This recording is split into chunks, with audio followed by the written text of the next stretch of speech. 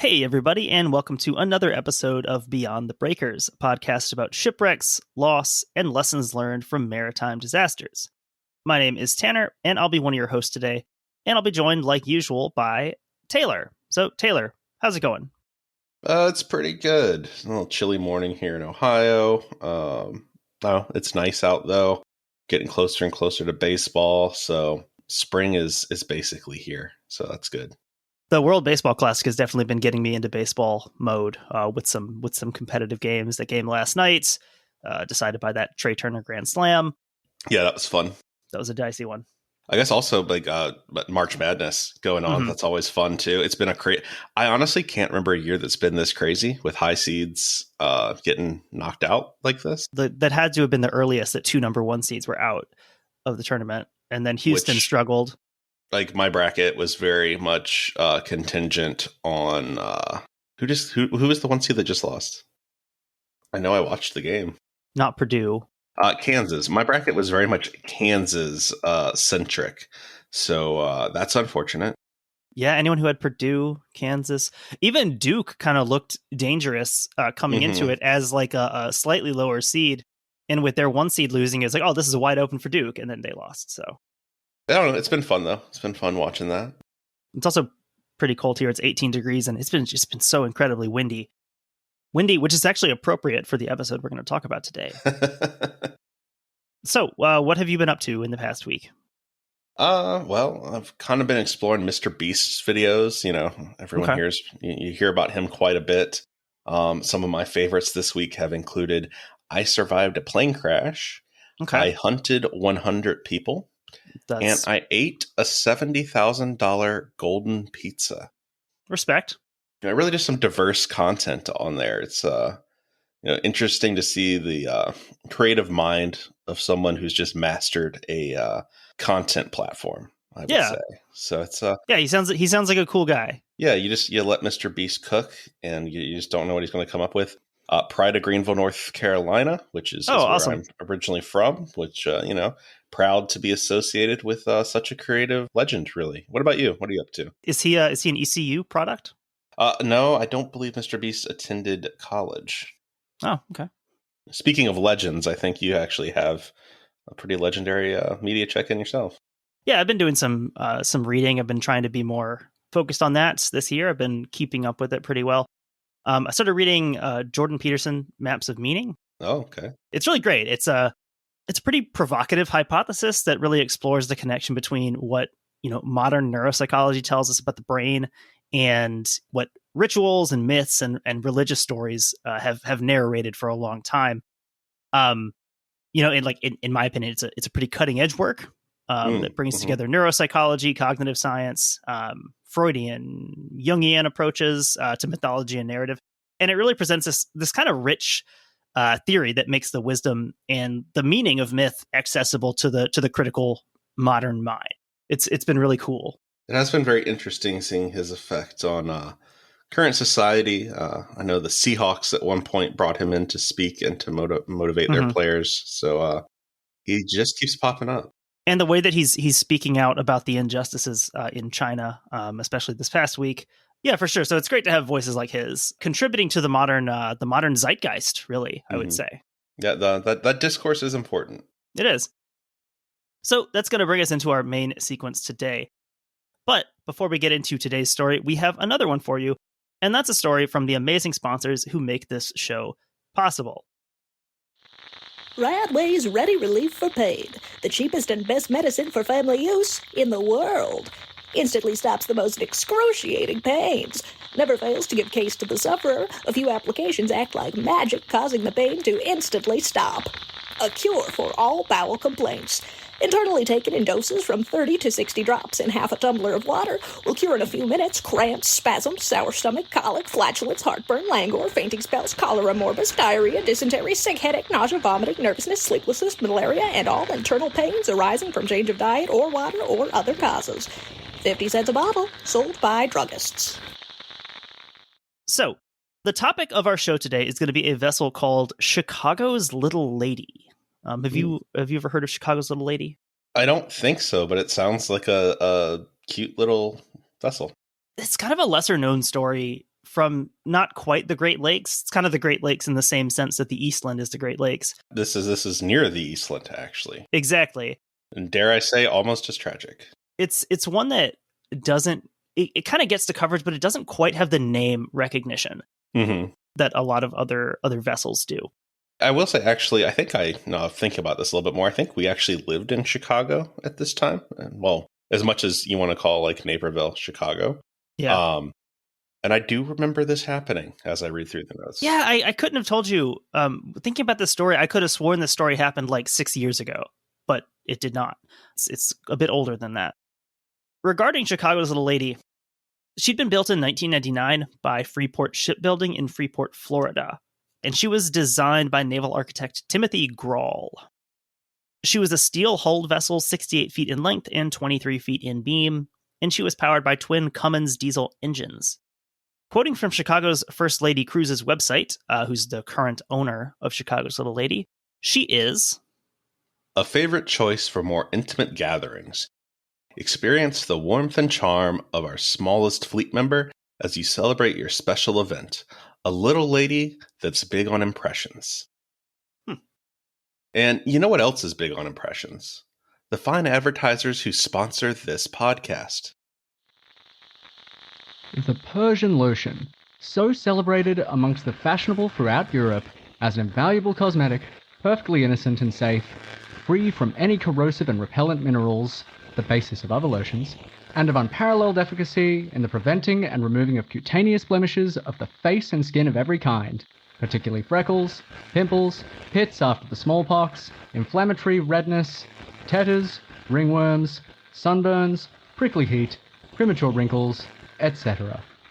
The Persian Lotion operates mildly, without impeding the natural, insensible perspiration which is essential to the health, yet its salutary effects are speedy and permanent, rendering the skin delicately soft and smooth, improving the complexion and restoring the bloom of youth, never failing to render an ordinary countenance beautiful, and a handsome one more so.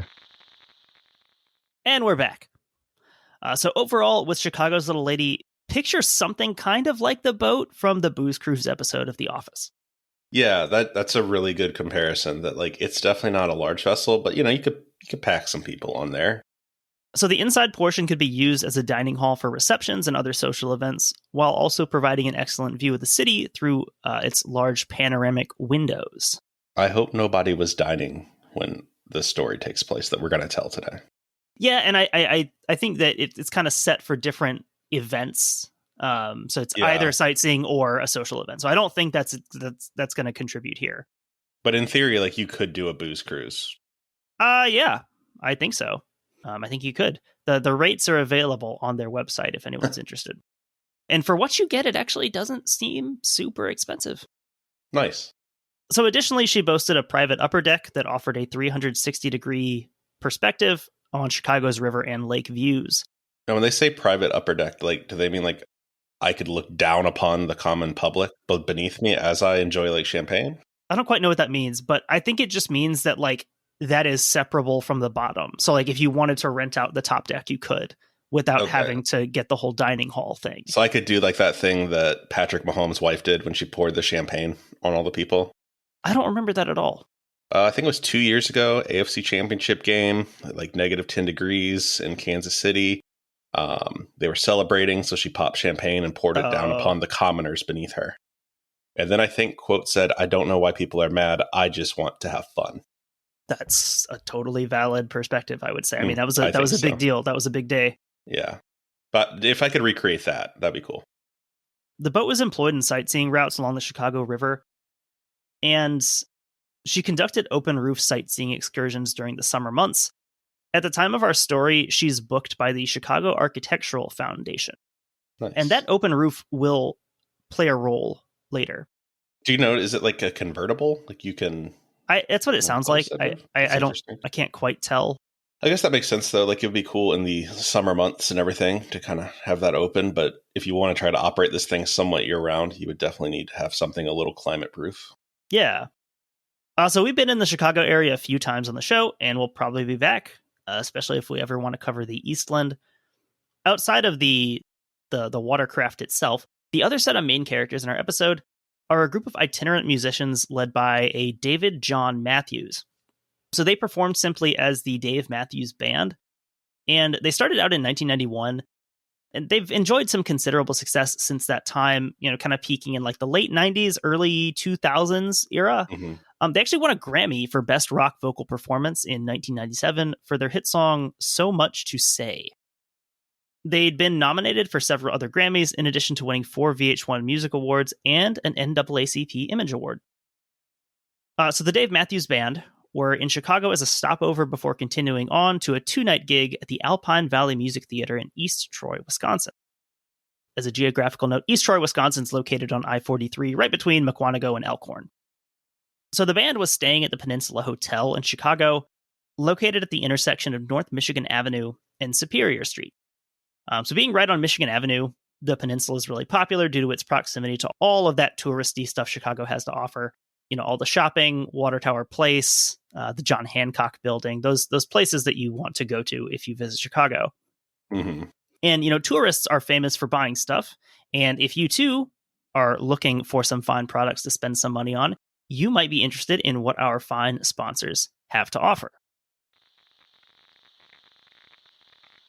Wintersmith's Worm Candy or Sanatonin Lozenges is the most reliable vermifuge offered to the public.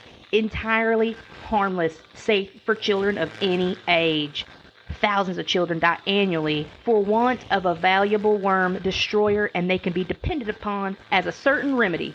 Children are fond of it. Priced to move at 25 cents per bottle. Sanatonin, the active principle of the semen contra. Wintersmith's Worm Candy or Sanatonin Lozenges is made of pure sugar and pure santonin. It is a safe, agreeable, and efficient remedy for worms, santonin being the active principle in the semen contra, the well-known official vermifuge. All the popular worm candies of the day depend for their efficacy upon the amount of santonin they contain, but in these it is found in varying proportions and uncertain purity, and very often, again in combination with other elements unknown to the physician, and often hazardous in their nature. The only merit claimed for these lozenges is the ascertained purity of the ingredients and its thorough and careful distribution, so that each lozenge contains its exact proportion of santonin. The materials have been so compounded that the lozenges will stand unaltered by time or climate. Boxes are made of wood and are entirely impervious to moisture from any atmosphere. Any. It is not a secret nostrum, but is prescribed by all intelligent physicians. Here's a testimony of one right now from Newburgh, Indiana. I've been selling Wintersmith's Worm Candy of Sanatonin Lozenges, and those using it so far have reported it as being superior to anything of the kind ever used by them. I cheerfully prescribe it as a very convenient and satisfactory way of using santonin. My name is J.R. Tillman, M.D. So this brings us to August 8th, 2004. Hey, it's one day before my birthday. Yeah, this was a nice birthday present for someone. Chicago's Little Lady had begun the aforementioned architectural tour of the city at 1 p.m., departing the dock with about 120 passengers. So among those on board were passengers with disabilities, elderly individuals, one pregnant woman, a small child, and one infant. This is just setting up to be a tragic day. Yeah, we've seen stories like this before. They generally don't end well. So the excursion was going well for a time, with sightseers taking in the rich historical architecture of Chicago, none of them having any inkling of how quickly their luck would turn. At approximately 1:18 p.m., as the Little Lady made her way under the Kinzie Street Bridge, disaster struck the vessel when she took a direct hit from almost 800 pounds of earth-toned slurry, flecked with bits of toilet paper, a mixture ranker than a porta potty on a rock festival's third straight 90-degree day. And that quote comes from an article by Steve Johnson writing in the Chicago Tribune. From the same article, one passenger described, stunned silence initially, then sort of this horrible realization. So the official filing for the incident describes these harrowing moments in graphic detail, saying, the liquid waste was brownish in color and had a foul, offensive odor. The liquid human waste went into passengers' eyes, mouths, hair, and onto clothing and personal belongings, many of which were soaked. Some of the passengers suffered nausea and vomiting as a result of exposure to the human waste.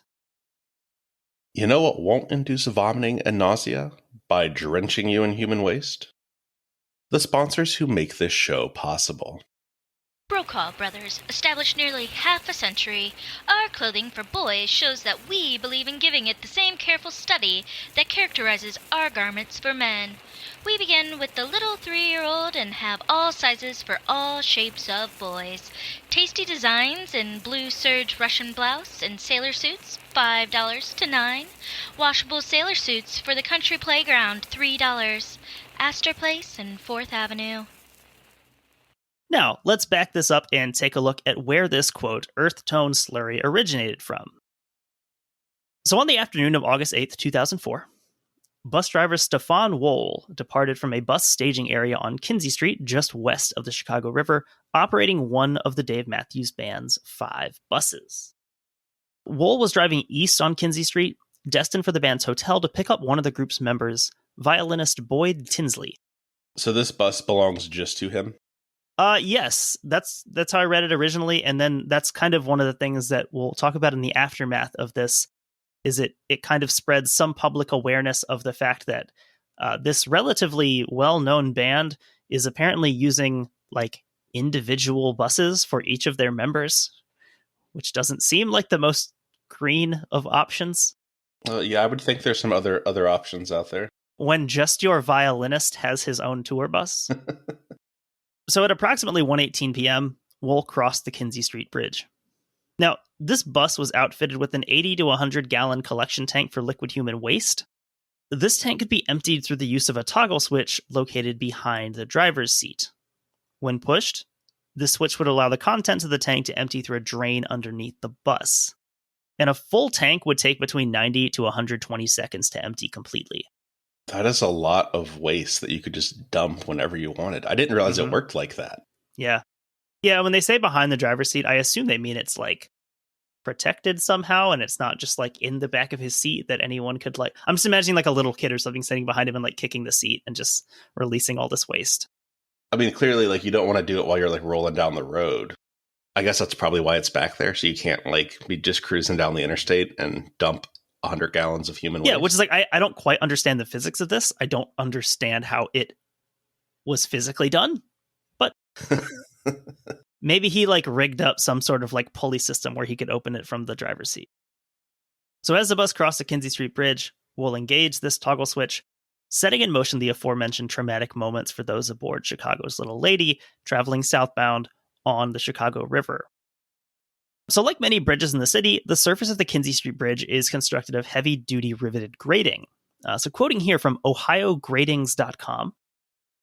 Riveted grating was first developed and used in subways in New York City in the early 1900s. Over the years, this product has been used in various applications, but has been particularly successful on bridges requiring a lighter weight decking material. The lighter weight helps reduce the dead load on the bridge, which is particularly important on movable bridges, including lift, swing, and bascule styles. There are many examples around the country where heavy-duty riveted grating has been used for decades without any issues such as fatigue failures. Yeah, so it was really cool. We always talk on the show about you learn a little bit about stuff you don't expect to when you talk about maritime incidents. I learned a little bit about graded bridges, something I've walked across and like never really thought about. Yeah, like you see that a lot, especially I feel like in the Midwest where salt and, winter stuff eats away at concrete so much. And yeah, I haven't really thought about that, but it makes sense. So this source that the quote came from, they use the very similar LaSalle Street Bridge as a reference, noting that about 27,000 vehicles cross the bridge each day. And an inspection in September 2010 showed that it was still in good condition after almost 40 years of service. So in addition to being very strong relative to their light weight, the grading on the bridges allows for rain and snow to go through the bridge instead of accumulating on the surface. I hadn't thought about that either. That's also really cool because bridges are always one of the hardest things to keep free of ice and snow since it does freeze sooner than the actual surface streets. As we see in this tragic case, the same openings that allow for rain and snow to run off efficiently also allow for the easy transit of more unseemly material. And speaking of easy, there's no easier way to heat your house than with Humphrey Gas Radiants, back now at Crescent City Furniture Company for the low price of $39. You can secure one of these attractive appliances for your own home at $1 a week with a small down payment. Stop in at 10154 101st Street, Edmonton, or call by phone at 29321. Crescent Furniture Company, the store that sets the price.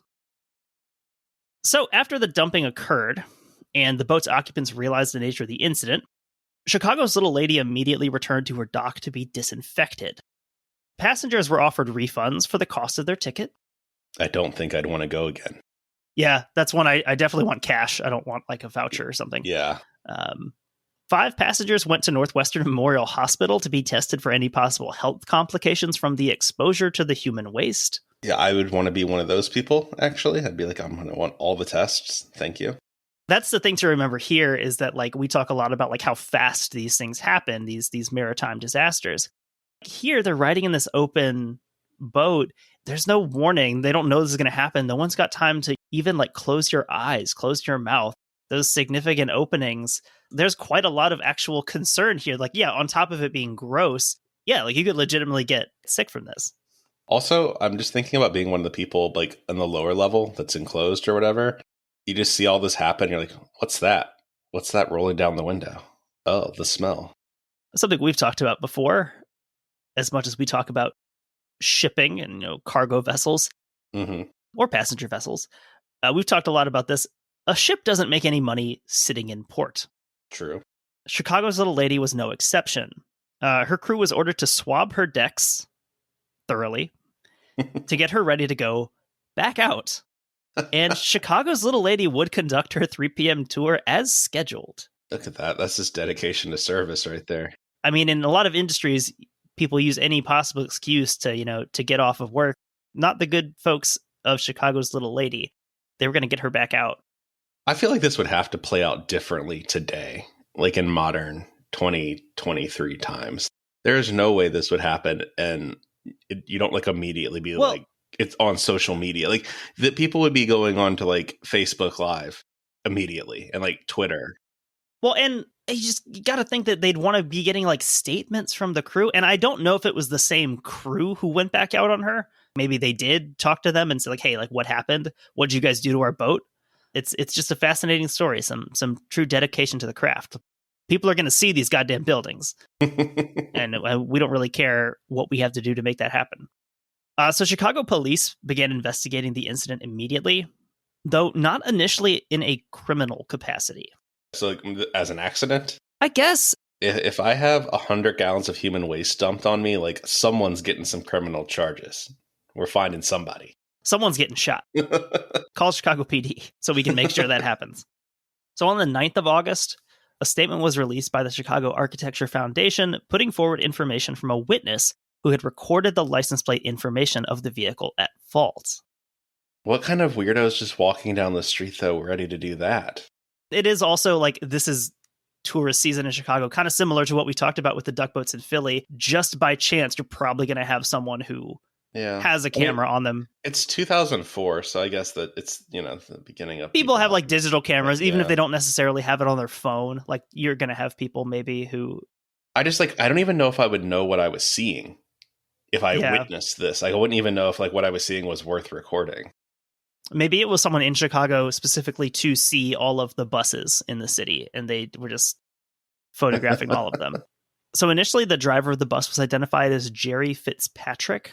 Although Fitzpatrick was a driver employed by the band, he was able to demonstrate through an inspection of his own bus's septic tank that he could not have been the one who emptied a full waste tank only days before.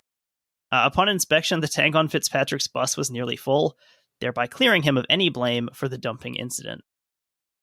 Now, I want to know who conducted the inspection. Was this like a highway patrolman had to pull over the bus and get a call from his superior like, hey, we need you to check out this bus's tank and see how full it is? It looks full to me. Looks good. Is that a state patrol jurisdiction? Is that a county sheriff thing? I guess I'd be like a state DOT, do your job. Go ahead. Or is there a specific police force for that? I hope so. I hope there is. Get arrested by the illegal waste dumping cops. There probably is in Illinois. I think Fitzpatrick was already in Wisconsin at the time. So he was clearly able to demonstrate he was not the dumper. He showed them, he said, "Here, look upon my tanks, ye mighty, and despair." And they saw that they were full. They're saying, you couldn't possibly have filled this tank up in like 2 days. A surveillance camera from a health club near the bridge, it captured footage that provided conclusive evidence that it was indeed one of the Dave Matthews Band buses on the bridge at the time of the dumping. And we've got some conclusive evidence of our own. And that's conclusive evidence that you'll love these messages from the sponsors that make Beyond the Breakers possible. For diarrhea, dysentery, summer complaint, cholera morbus, cholera infantium, colic, or gripping pains in the abdomen, and sick stomach, use Rexall Blackberry Cordial. It is a stimulant and tonic, aids in digestion, price 25 cents. For sale by Jerome P. Carr, wholesale and retail cut-rate druggist, corner Court and Courtney Streets. In most accounts of the Chicago's Little Lady tragedy, the occupants of the boat are depicted as the only victims. However, in 2019, an article by Steve Johnson of the Chicago Tribune revealed that the victims of the Dave Matthews Band on this day were not limited to just the sightseeing party in the river below the Kinsey Street Bridge. Johnson tells the story of Lynn LaPlante Allaway, who on the day of the incident was a pregnant mother driving out of the city with her husband and young son in the car. I always had to drive when I was pregnant because just the slightest bit of motion and, the barfing would start. I mean, this is just such a gross story, right? My husband was in the passenger seat, and then our little toddler, who's now 17, was sleeping in the back. It was just one of those beautiful days with the windows down, and I just remember feeling like, oh, wow, my hair just looks amazing, long and curly, and I was just full of self-admiration in the rearview window and bragging to my husband about my hair. And then I know there's a big bus, and then it was like instant horror. So the issue here with the aforementioned graded surface of the bridge is that viscous substances won't immediately drain through it, instead leaving a significant amount of human waste on the surface of the bridge. There was no mistaking what we rolled through, and it was all over our car. We had a Mercedes SUV, and it just got covered, and the smell hit. It was like a physical punch to the face is what that smell was like. It wasn't even, oh, I'm going to be sick. I just immediately started vomiting. So I'm trying to lean my head out the window so I'm not throwing up all over the car while I'm driving. It was the most absurd thing. And of course, the wind just blew it all right back onto me. And my husband is yelling, pull over, exit, exit. Eventually able to stop the vehicle, Allaway switched seats with her husband and attempted to clean herself with paper towels. With her husband behind the wheel, they drove to a nearby car wash. So the irony of the story here was not lost on Allaway, a professional violinist and violist for the Chicago Jazz Philharmonic. It was a violinist dumping on another violinist. So given the speed and the traumatic nature of the incident, Allaway and her husband were unable to catch any identifying markings or license plate for the bus, but the aforementioned surveillance footage would ultimately identify the responsible party. The footage was revealed at a press conference on August 25th, 2004, at which Chicago Mayor Richard Daley called the incident, quote, absolutely unacceptable, but also noted that the group were a, quote, very good band. Speaking of Daley, here are some wonderful products that we use on a daily basis. Dr. Hamilton's Grand Restorative is recommended as an invaluable medicine for the speedy relief and permanent cure of the various complaints which result from dissipated pleasures, juvenile indiscretions, residence in climates unfavorable to the constitution, the immoderate use of tea, frequent intoxication, or any other destructive intemperance, the unfaithful or excessive use of mercury, the diseases peculiar to females at a certain period of life, bad layings in, etc., etc., and is proved by a long and extensive experience to be absolutely absolutely unparalleled in the cure of nervous disorders, consumptions, lowness of spirits, loss of appetite, impurity of the blood, hysterical affections, inward weaknesses, violent cramps in the stomach and back, indigestion, melancholy, gout in the stomach, pains in the limbs, relaxations, involuntary emissions, seminal weaknesses, obstinate gleats, fleur albus or whites, impotency, barrenness, etc., etc. In cases of extremity where the long prevalence and obstinacy of disease has brought on a general impoverishment of the system, excessive debility of the whole frame, and a wasting of the flesh which no nourishment or cordial could repair, a perseverance in the use of this medicine has performed in the most astonishing cures. The grand restorative is prepared in pills as well as in a fluid form, which assists considerably in producing a gradual and lasting effect. Their virtues remain unimpaired for years in any climate.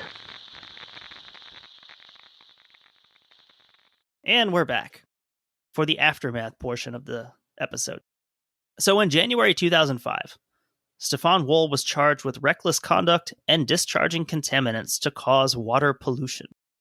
Section 12A of the Illinois Environmental Protection Act provides that no person shall cause or threaten or allow the discharge of any contaminant into the environment in any state so as to cause or tend to cause water pollution in Illinois, either alone or in combination with matter from other sources, or so as to violate regulations or standards adopted by the Pollution Control Board under this act.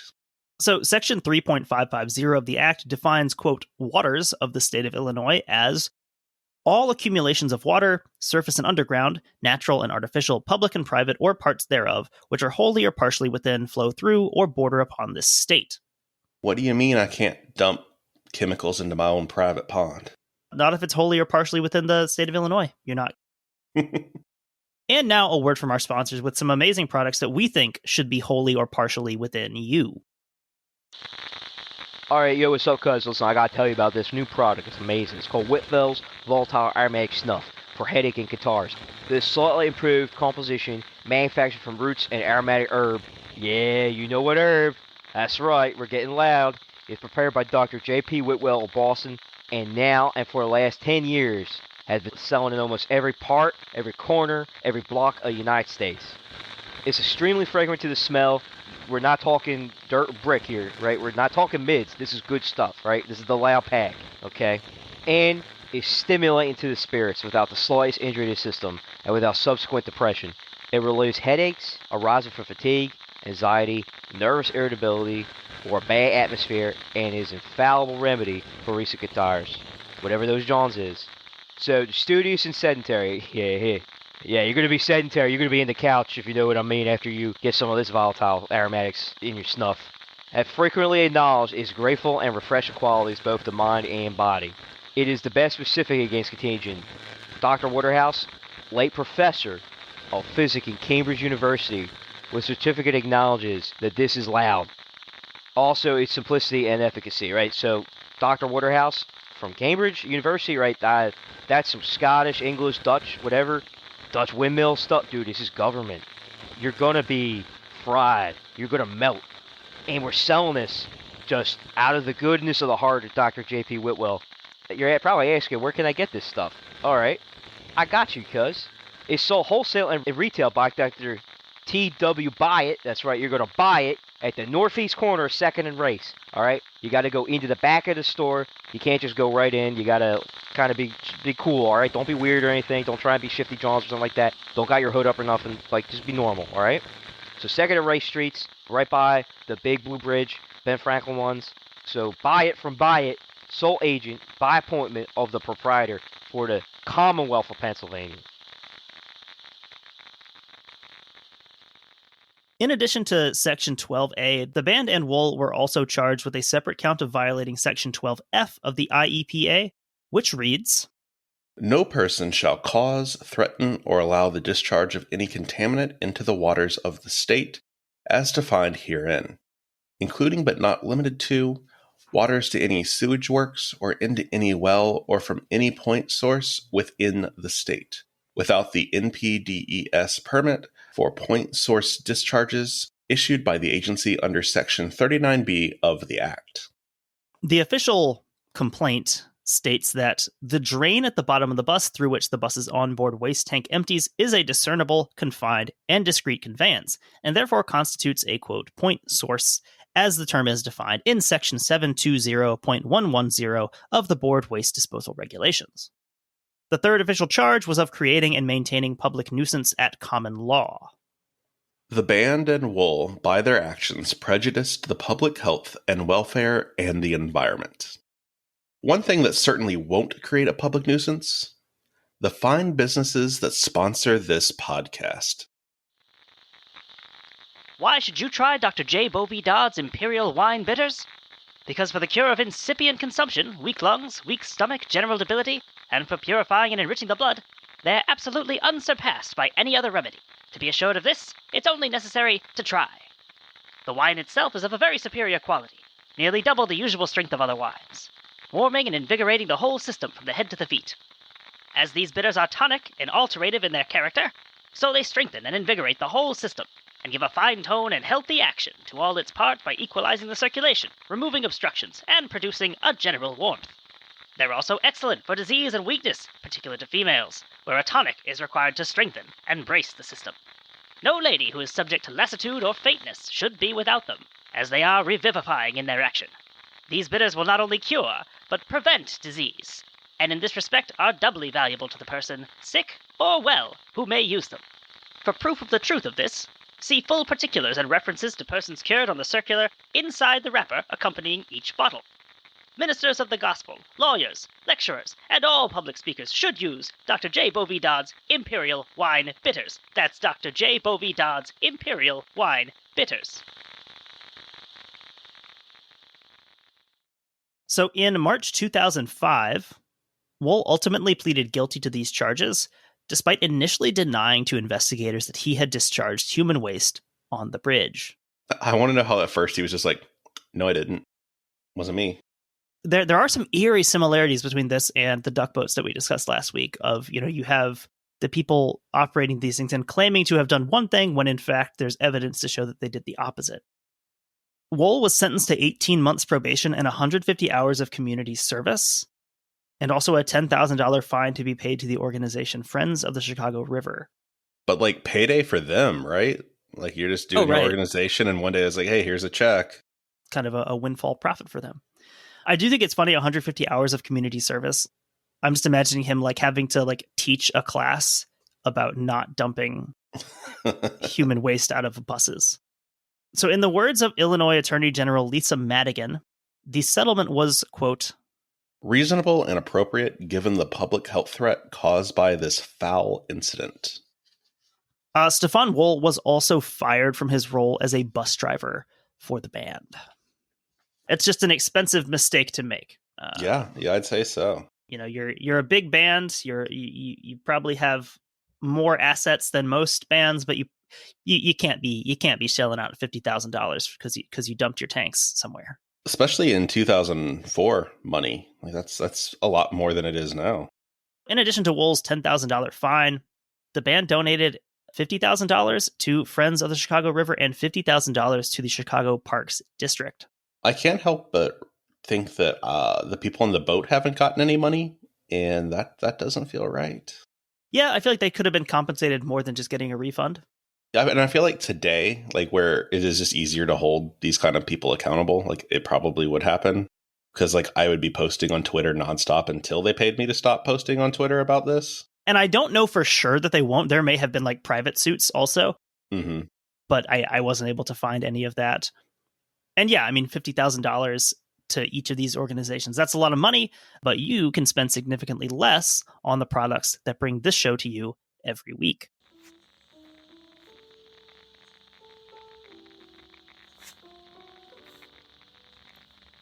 Dr. Richau's Golden Remedies. Use these only and save time, health, and money. $1,000 reward for any case of disease in any stage which they fail to cure. Dr. Richau's Golden Balsam No. 1 cures ulcers, ulcerated sore throat and mouth, sore eyes, cutaneous eruptions, copper-colored blotches, soreness of the scalp, and serifula. It is the greatest renovator, alterative, and blood purifier known to man, and removes all mercury from the system, leaving blood pure and healthy. Dr. Richau's Golden Balsam number 2 cures mercurial affections, rheumatism in all its forms, and gives immediate relief in all cases. Yours for the steeply cheap price of either number 1 or number 2, $5 per bottle, or 2 bottles for $9. Dr. Richau's Golden Antidote, a rapid and radical cure for all urinary derangements. Price, $3 per bottle. Dr. Richau's Golden Elixir d'Amour, a radical cure for nervous or general debility in old or young, imparting energy with wonderful effect. Priced at $5 per bottle or 2 bottles for $9. On receipt of price, these remedies will be shipped to any place. Prompt attention paid to all correspondence. None genuine without the name of Dr. Richau's Golden Remedies, D.B. Richards, solo proprietor. Blown in glass of bottles. Address Dr. D.B. Richards, number 228 Varick Street, New York. For sale in Little Rock by J.J. McCalmont, 512 DeWitt and Wiley. That's Dr. Richau's Golden Remedies. And we're back. And actually, before we jump back into the story, I've just been handed a notice by one of the Beyond the Breakers interns. Notice, Alexander Clayman, also known as Al Bealey, is no longer in any way associated with Family Outfitting Company Limited and is not authorized to represent or to transact any business on behalf of Family Outfitting Company Limited. Signed, Family Outfitting Company Limited. I don't know if I'd want to be Alexander Clayman right now, or Al Bealey for that matter. Sounds like a real scandal.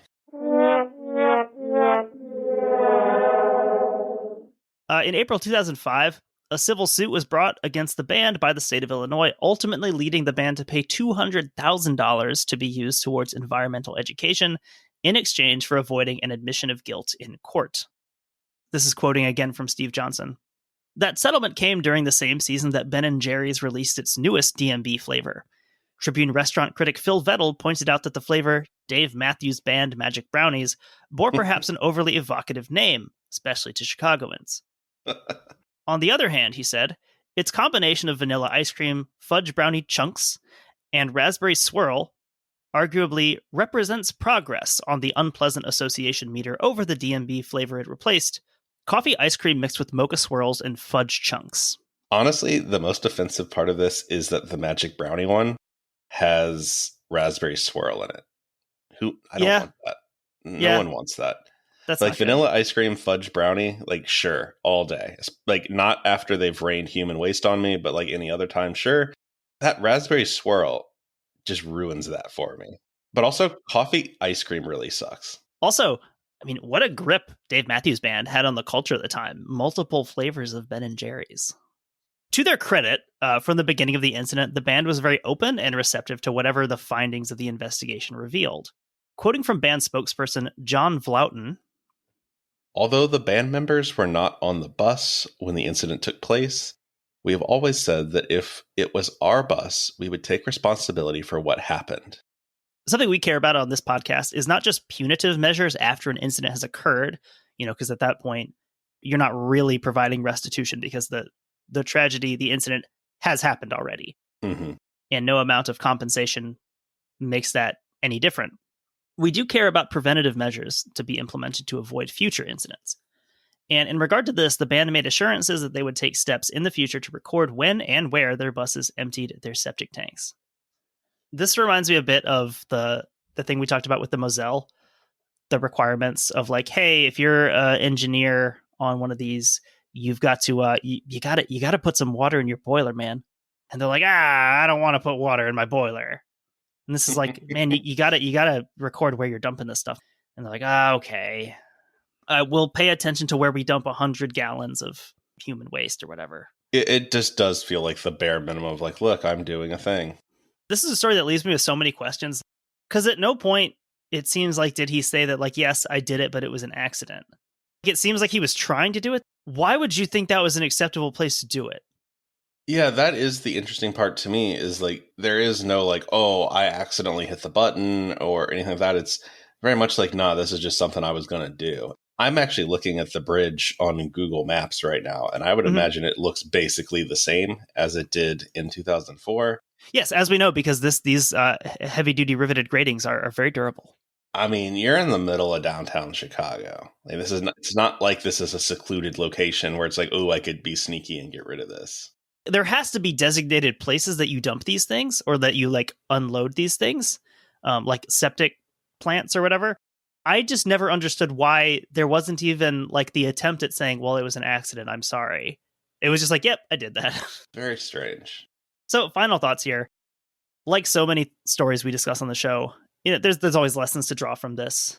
Most directly that it has to do with promoting healthy, hazardous waste dumping habits. I can't tell you how many times over the last few weeks I've been tempted to empty out the Blackwater tank on the Beyond the Breakers tour bus. I do often have to say, Tanner, don't hit the button. And yeah, it's stories like this that really bring that to the forefront, and they really help keep you cognizant of kind of the greater environment that we operate within. And really a simple check is all it takes to make sure that, you aren't directly above an unsuspecting boat full of innocent sightseers. Absolutely. On a wider scale, we can extrapolate the dumping lessons beyond just bus and maritime travel. In our daily lives, what are we carrying around in our own metaphorical liquid human waste tank? Not just the one in our bus, but the one in us, the one in our heart, per se. And on top of that, what is the toggle switch that allows us to open that tank up to others in a way that is safe and responsible, but also restorative for everyone involved? I mean, it's a story that this whole story at its heart is really just one of, intersectionality of several historically significant facets of the American experience. Of course, transportation in multiple forms. We have automotive and maritime kind of converging here. Music, a big part of, why this bus is where it is at the time. Mm-hmm. Music, obviously invented in the city of Chicago as a way to distract grieving populace during the recovery from the Great Fire of 1871. That really is one of the cool historical outcomes of the Great Fire. Yeah, and that's something that we skipped over when we talked about it a couple episodes ago when we talked about the Chicago Fire in Peshtigo. But it really is a kind of a pivotal moment in cultural history. And finally, what could be more American than, shelling out some money, trying to provide something for your family and friends, only to be shit on by uncaring coastal elites? I would also say paying a bunch of money to make your problem go away, which it appears that they did. This is a microcosm of the American experience, I would say, in this story. So, I mean, I think that kind of wraps up the story here of Chicago's Little Lady. Mm-hmm. And with that, we'll sign off here and be back next week with some more maritime content. Take care, and happy April Fool's Day to those who celebrate.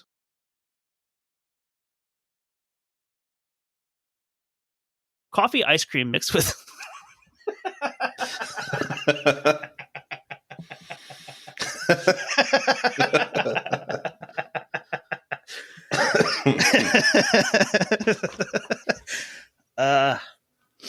I knew it was going to happen.